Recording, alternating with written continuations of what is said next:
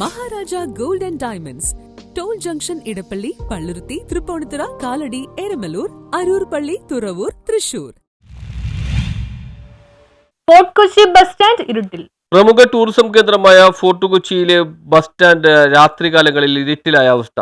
ഇത് സാമൂഹ്യ വിരുദ്ധർക്ക് ഇവിടം താവളമാക്കുന്നതിന് കാരണമാവുന്നുണ്ട്. സന്ധ്യമയങ്ങിയാൽ ബസ് സ്റ്റാൻഡിലേക്ക് യാത്രക്കാർക്കോ നാട്ടുകാർക്കോ പ്രവേശിക്കാൻ കഴിയാത്ത അവസ്ഥയാണ്. മുഴുവൻ ഇരുട്ടായിരിക്കും. തെരുവ് പട്ടികളുടെ ശല്യം വേറെയും. ബസ് സ്റ്റാൻഡിലെ മുഴുവൻ വിളക്കുകളും അണഞ്ഞ നിലയിലാണ്. അടിയന്തരമായി ഇത് തെളിയിക്കണമെന്ന ആവശ്യം ശക്തമാണ്. അധികൃതർ ഇത് കണ്ഠഭാവം നടിക്കുന്നില്ലെന്നാണ് യാത്രക്കാരുടെയും നാട്ടുകാരുടെയും ആക്ഷേപം. നമ്മുടെ ടൂറിസ്റ്റ് ബസ് സ്റ്റാൻഡാണ് ഈ കാണുന്നത്. നല്ല വൃത്തിയും മെനയും എല്ലാം ഉണ്ട് ഇവിടെ. പിന്നെ ആ സൈഡിൽ നമ്മളെ ആളുകൾക്ക് വന്നിരിക്കാനുള്ള സൗകര്യങ്ങളുണ്ട്.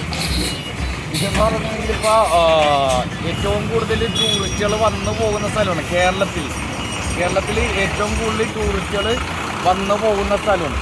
അവർ വന്നിട്ടുണ്ടെങ്കിൽ ഇരിക്കാനോ എന്തെങ്കിലും കാര്യങ്ങൾ ചെയ്യാനോ ഒന്നും തന്നെയുള്ളൊരു സൗകര്യം ഈ ബസ് സ്റ്റോപ്പിനില്ല. ഇത് ബസ് സ്റ്റോപ്പ് എന്നൊന്നും പറയാൻ പറ്റില്ല, ഇതൊരു കൊള്ളസംഘം എന്നേ പറയാൻ പറ്റുള്ളൂ.